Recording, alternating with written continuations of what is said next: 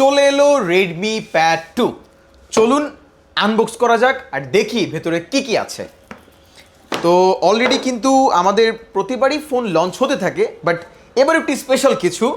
Special এই জন্য বললাম, এই ডিভাইসটাতে দিচ্ছে 9000 mAh এর ব্যাটারি। চিন্তা করা যায়।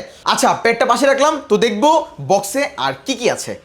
এদিকে যদি দেখি, চার্জার অ্যান্ড কেবল আছে, আর এখানে জাস্ট ইউজার গাইড, ম্যানুয়াল আর হচ্ছে ইজেকশন টুল। তো চলুন দেখা যাক এই নতুন চমকে কি কি থাকছে।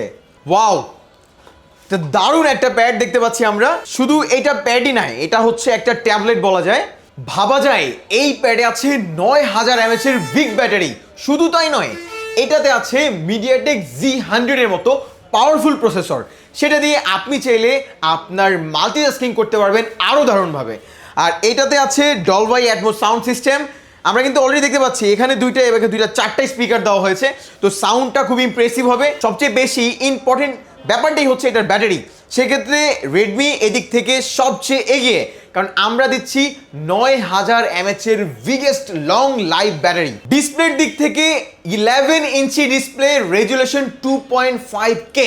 আপনার অফিসের যত ধরনের কাজ, বাসায় বসে মুভি, গেমিং থেকে শুরু করে রিডিং, প্রত্যেকটা কাজ করতে পারবেন আপনি ইজিলি। আর এই প্যাডটি যদি আপনি নিতে চান, চলে আসুন নারায়ণগঞ্জ ক্লাবের মেইন গেটের অপর পাশে মোবাইল কার্নিভালে।